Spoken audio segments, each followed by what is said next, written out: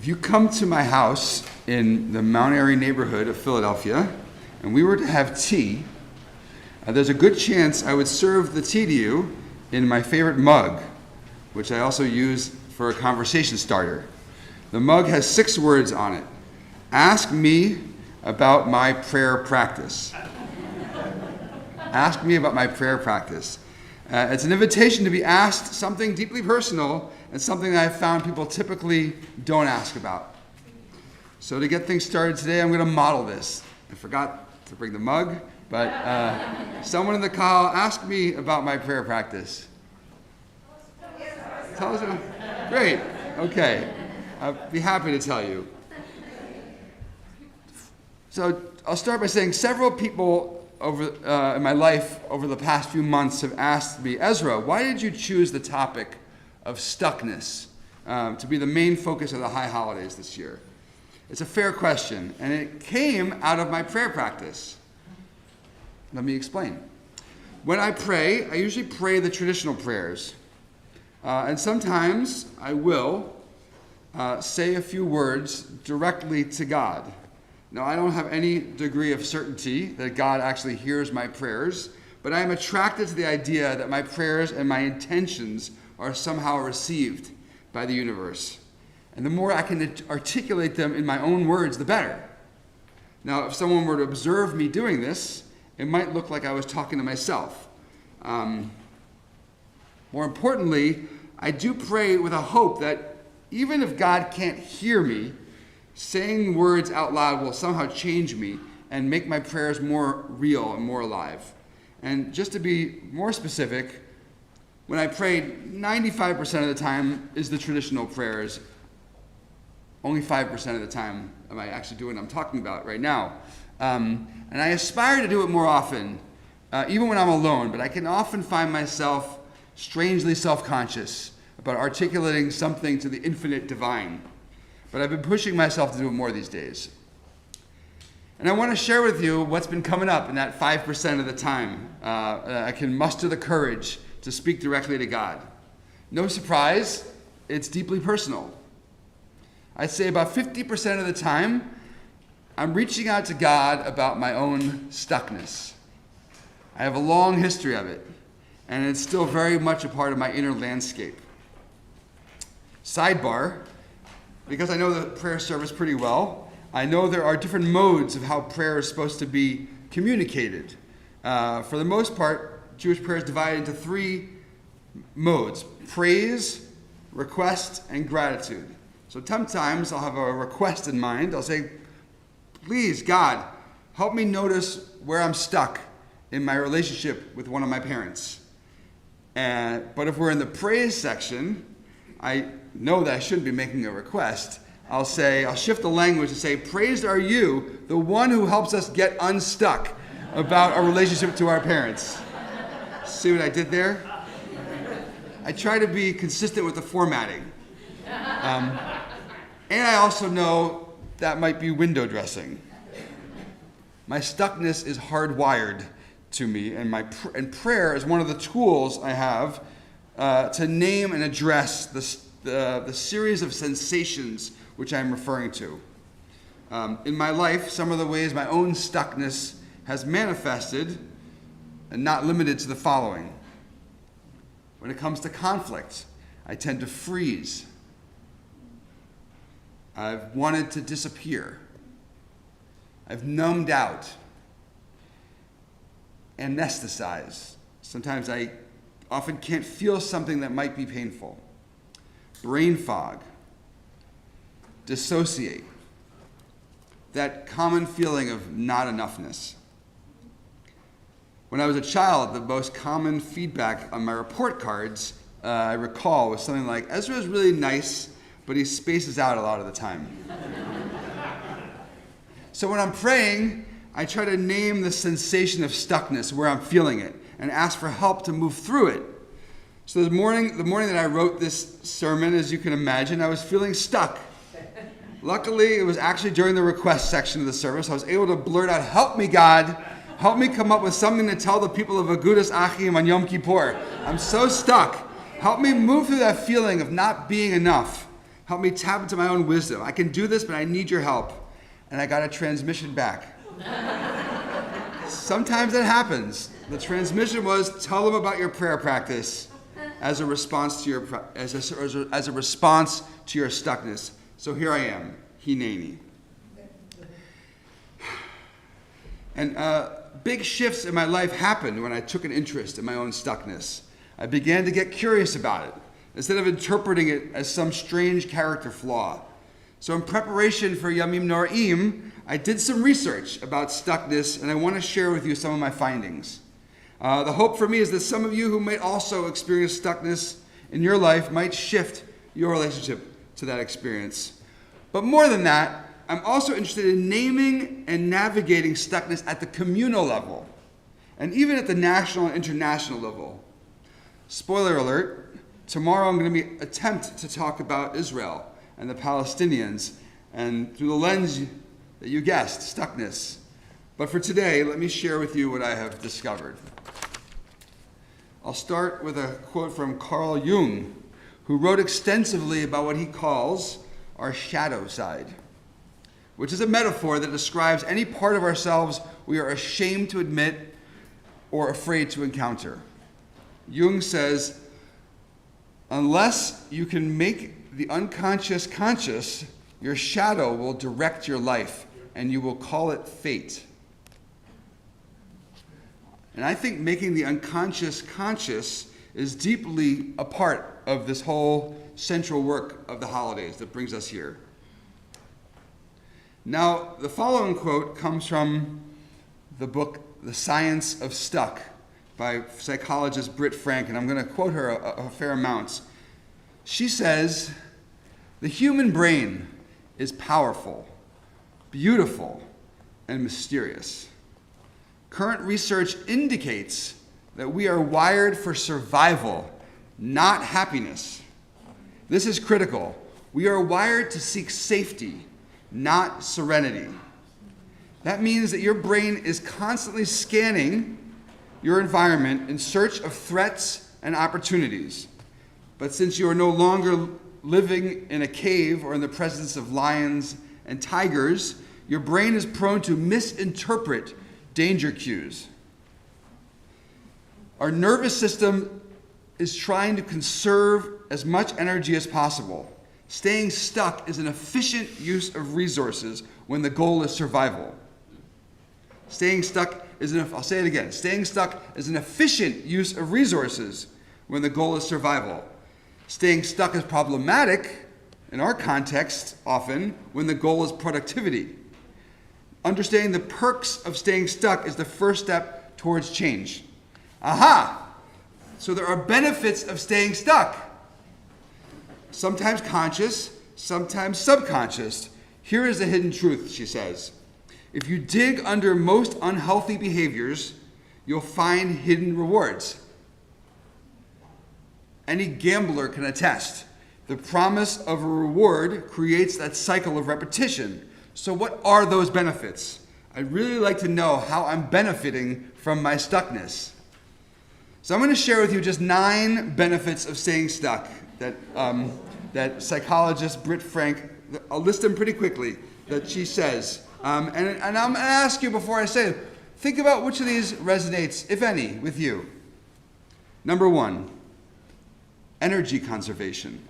If you don't do things, you don't have to expend valuable energy doing those things. Number 2, image preservation. If you keep yourself stuck, you don't have to worry about people finding out that you're a fraud. Risk management. Number 3, if you don't start doing things, you don't have to worry about failing at things. Number 4, control. If you keep your ideas safely confined to your own head, you can maintain more control over them. Number 5, pain numbing. If you never start doing things, you could numb out by fantasizing about someday doing those things. Number 6, familiarity. We often accept the discomfort of the familiar rather than risk the unknown of change, even positive change. 7, safety.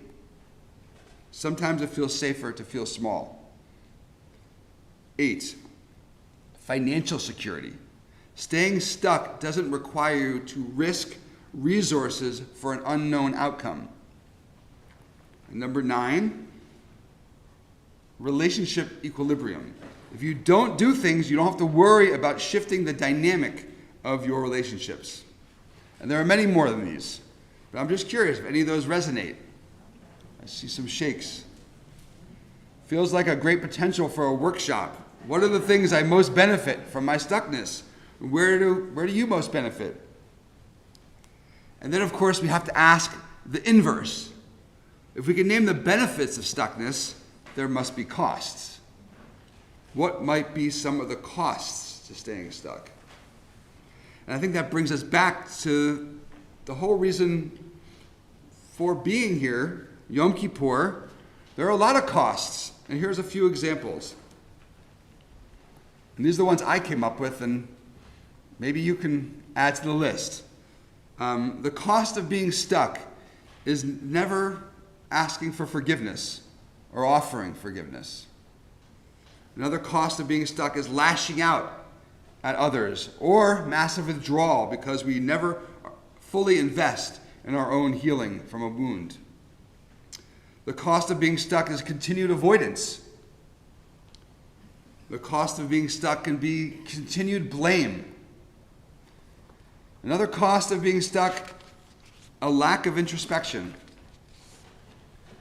Another cost of being stuck is self-judgment, or worse, self-loathing.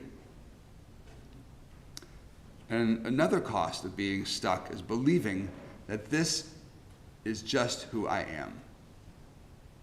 I am the stuckness. The cost of being stuck is, what else?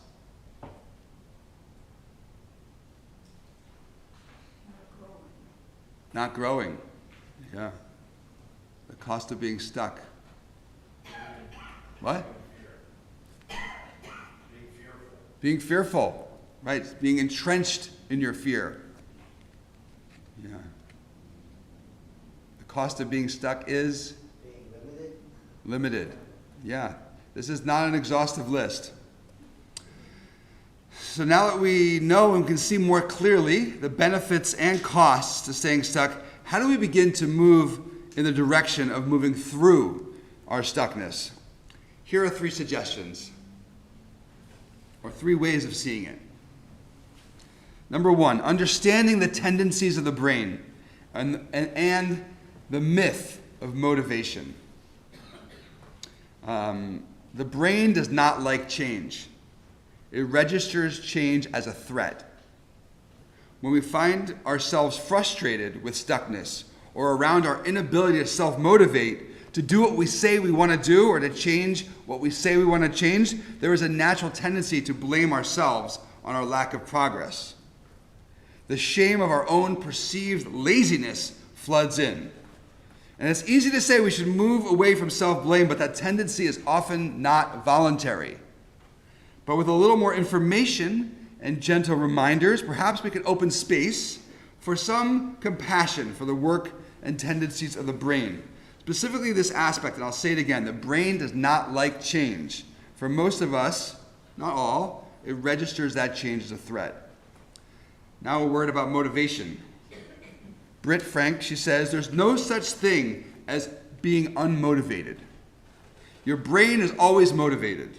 It's either motivated either to make choices or to survive threats. You're either motivated by comfort and familiarity or a desire to mobilize in the direction of your choosing. Which part of you is driving the car, and what is the motivation? If I am laying on a couch binge watching Netflix, I am motivated by numbing out. This idea that we have to feel something to do something is a myth that keeps us perpetually stuck. That's the myth of motivation, she says. It's not what you want to do, it's what are you willing to do. So how do we bypass the brain's natural fear of change? The first step is understanding that the brain was wired that way, and it's not some character flaw. Laziness, she says, is a cultural moral judgment imposed upon us and not a biological reality. We have the choice to begin to we have the choice to begin to see our decision-making process differently. That's number one, the tendencies of the brain. Number two, we can invite curiosity. In order to get unstuck, you must take an honest inventory of your behaviors, even the ones you generally wish to change. Shaming yourself, bemoaning your choices won't work. Instead of judging your behavior, you need to get curious about it. Curiosity is the fuel for the change process. When you can observe your behaviors with curiosity, it's much easier to see the benefits and the costs. And number three, curiosity 2.0, which he calls wonder. The opposite of stuckness is wonder. We can often get stuck when we ask the question, why? When you're stuck in a difficult career or relationship, why am I here is not a helpful question. If my house were on fire, you're not going to say to me, why is your house on fire? See if you can make space for what if, or I wonder what. I wonder what would happen if I tried this action. And I wonder if, I wonder how. If you ever need inspiration to remember what it means to wonder, please read the readings of Rabbi Abraham Joshua Heschel, who helps realign our wonder muscles to our prayer muscles. And he says, to pray is to take notice of wonder, to regain a sense of the mystery that animates all beings. Prayer is our humble answer to the inconceivable surprise of living. Wonder can break through our stuckness. So pulling this together, the project of tshuva is making a big ask of us. It's asking us to get interested in our own liberation. It's asking us to bypass our brain's natural tendency to translate change as threat. And at the same time, I don't believe most of us are looking to rewire our brain. I think we can all agree that the hidden calculations that our brain makes to keep us overall alive, right, is a positive function. We want to keep that going. It's helpful to understand that our stuckness is actually biological, and getting curious about it, how it works, the benefits of it, and the cost is worth noticing, even tracking. And it can be frustrating when we don't get immediate results for the challenges we perceive, especially within ourselves. But that's part of the reason why we come back every year, this time, in this moment. The process of tshuva, and really the Jewish project as a whole, is about playing the long game.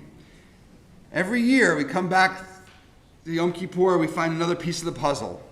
Each year, a new insight or another metaphor has the power to lessen the grip on our stuckness.